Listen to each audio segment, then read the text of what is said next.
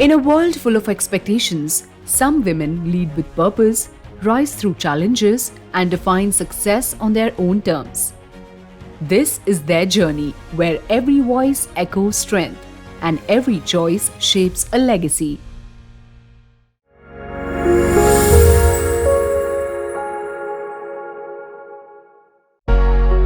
From boardrooms to breakthroughs, she has redefined success. Meet Meena Ganesh, a force behind innovation, a believer in the power of AI, and a storyteller of grit and grace. This is her journey, her convictions, and the future she's shaping one bold step at a time. I started the outside of hospital healthcare company and in the year 2013, and it's a pioneering business because in the healthcare industry, it was all about facilities. It was all about working in hospitals or different kinds of smaller and big facilities.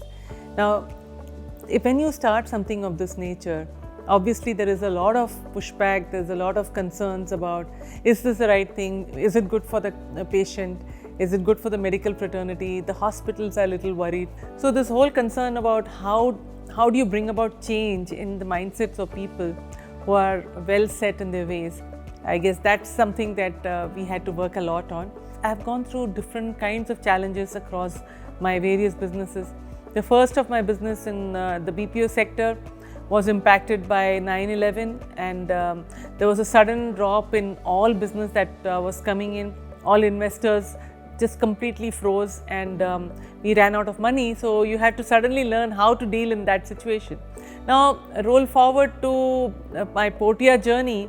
This was in 2021-22 when COVID hit. Again, everything changed. There was nothing which was normal. There, the leadership that I had to show was about how does the home healthcare industry really help the various governments, both the states and the central government, to actually deliver the care that the COVID patients needed, or because of COVID, hospitals were not able to provide the normal care. How do you continue to provide healthcare to people? And I managed to get the entire industry together so that we could go pitch to the governments and say, this is how we can help you. And we were able to really make a big difference in the care of COVID patients through both wave 1 as well as wave 2. I think the core belief needs to be that you know that there is a problem that you're trying to solve, and this problem is important. This solution will make a big difference to people around you. You keep that in mind, and that is your North Star. You don't let go of that.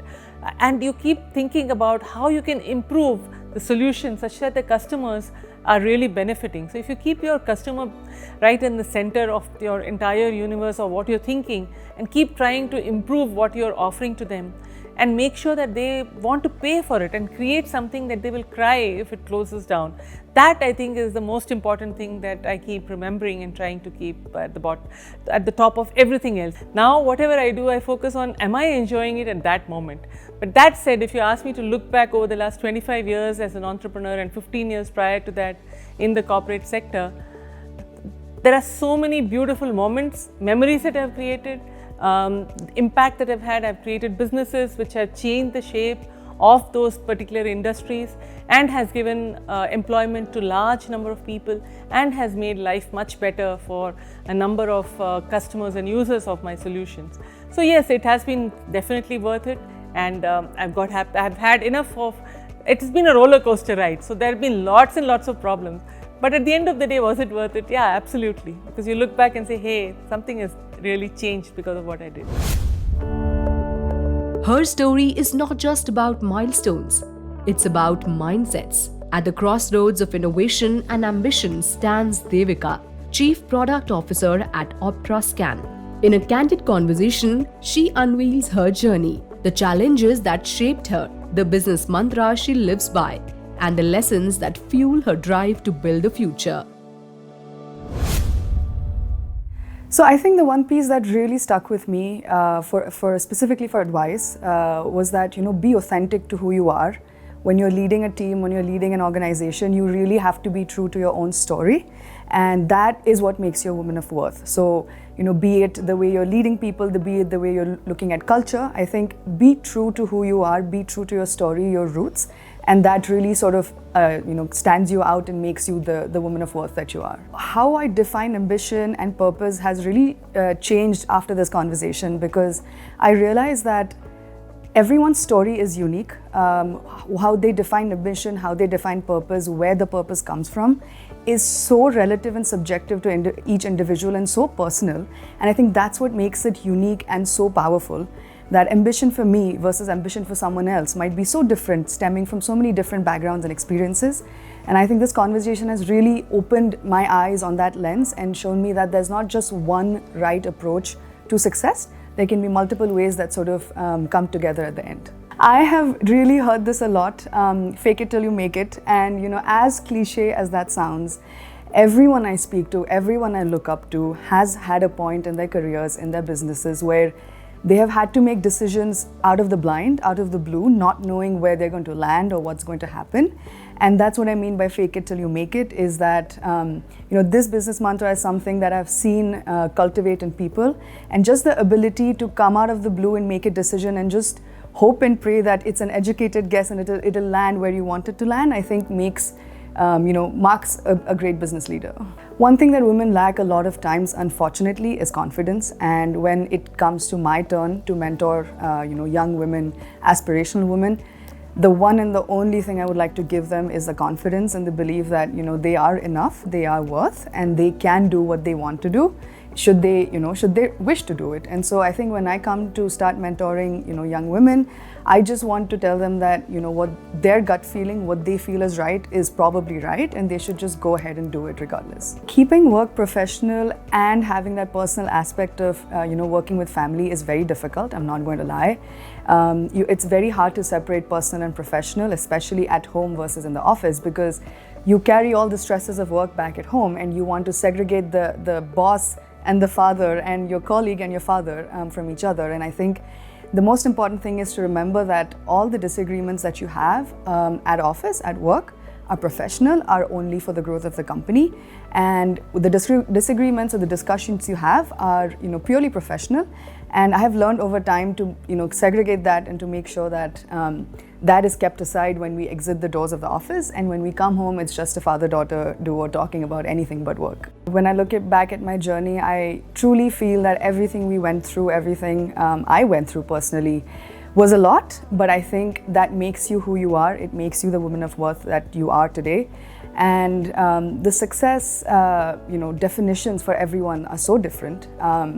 Happiness, the definition of happiness is so different. As a woman, I think me being able to compete in a male-dominated industry, shoulder to shoulder with everyone, and be successful at it, and also have the ambition to continue moving forward, that for me is the definition of success and the definition of moving forward. And I think, of course, for everybody it's different, it's very personal. But yeah, I think that's sort of how I define it, and that's how I look at life going forward. With every challenge embraced and every lesson learned, Devika's journey is a testament to vision, resilience, and fearless growth. A story still in the making. When a mentor and mentee come together, wisdom meets ambition. In a rare and inspiring conversation, Meena Ganesh and Devika share their journeys, challenges, business mantras, and the evolving spirit of leadership and innovation. Hi Meena ma'am, it's a pleasure and an honor to be here with you and to be talking to you. You've done such impressive things in your career so far, and I know you will continue to do so, and I'm just really honored to be part of this conversation with you and just to learn from you about everything you've gone through so far and share any sorts of wisdom you have with me. So thank you for being here. Thank you for your kind words, Devika. It's a pleasure to have you here in my home. Welcome. And I look forward to this conversation because there's a lot I can learn from you. I really enjoy meeting youngsters and learning what's going on today. How are the entrepreneurs looking at businesses today? So very excited to talk to you. Thank you. So I know, I really just wanted to start from a very basic question that I had is, given all your experience so far, everything that you've gone through, do you have some sort of leadership mantra or some principle that helps you through tough times or helps you, tackle challenges in your career? Yeah, that's a very good question. And over the last 25 years of my being a startup founder, there have been many very drastic situations or global challenges that have bookended my career actually. Over the 25 years, one thing that I've always kept in mind is that as a founder, I need to be the hard backbone of the company and always stay centered, which is not easy to do. It's easy to say, but it's very difficult to be centered when things are going crazy around you, or there are all kinds of expectations from you and the world is swirling around you. But there is no other way. You have to remain that steady person, and that's how you can then pull upon the resources of your employees, your customers, your investors, your ecosystem. All of them can come and support you, but first you need to be strong and you need to be firm about your conviction. The other thing that along with that is the importance of transparency. So you be strong, you be clear, but also you be transparent as to what's going on in and around in your business. Treat your investors, treat your employees as your partners rather than people from whom you have to hide your problems. Because that's how you can actually all of us can come together and solve the problems and take the businesses forward. So Devika, startups are not easy. Okay, they are roller coaster rides, as I know from the last 25 years, as I'm sure you're going through. So what is it that keeps you going? There's a lot, and there's also a lot that sometimes makes me stop and wonder: is this the right thing to do? Sure. Are we really doing something worthwhile? And I mean, you know it better than I do, of course. But there's a lot of times that people come to you. There's a specific example that people come to you and question the validity of your business model, the validity of the industry you're targeting, and a lot of investors, a lot of people, in just mere conversations, question the scope of the industry and the scope of the target market. And you have been so drenched in that industry for so long that you sometimes then start questioning whether, oh, am I really that blind? Am I actually, going towards the wrong direction? Are people right? And then what do you do, Devika? How do you get back to the path? I think what you said sort of in the beginning about staying centered really resonated with me, because everyone will have an opinion. Everyone will have an opinion about where an industry is headed, where a market is headed. And if everyone is agreeing to where the industry is headed, then everyone will be making businesses in that industry. And so that is what I use to center myself and remind myself that if this was so obvious as a successful industry, everyone will be making a startup. Sure. The fact that it's not obvious is probably because you're seeing something that others are not. And that little hope, call it delusion if you want to, but keeps me going. Oh, that's really nice. You're a woman in business, right? It's not easy being women in business, essentially, in a male-dominated field. Of course, things are changing. But, personally, can you tell me, what sort of experiences have you had, and has there been times where you really had to prove your worth and really, break some stereotypes, break some assumptions to really show your true might? Yeah, no, that's so true. And given that I started my career in tech 40 years back to this date, literally, things have changed drastically. But at that time, I was probably one of the early and probably the only woman on a table, maybe one amongst few in the entire company. So it did require a lot to stand up and talk for yourself, and for people both within the company and outside to believe that you do really have the capability to contribute. I started my career at NIIT and I was a mere 21-year-old, and I used to consult with companies on their IT strategy. So there were multiple problems: age against me, gender against me, and the fact that we were trying to do something in technology and talking to board members of companies and telling them how to relook at their businesses. So obviously there were a lot of pushbacks. But it helped, though, that along the journey I had enough of mentors who helped me think through not just from how do I do my work, how I present myself, how do I articulate myself, what kind of confidence, what persona do you showcase. All of these become important for you to be taken seriously, and more so because you're a woman, and especially if you're a young woman. But remember, when you go into a new place, you have to keep your ego aside.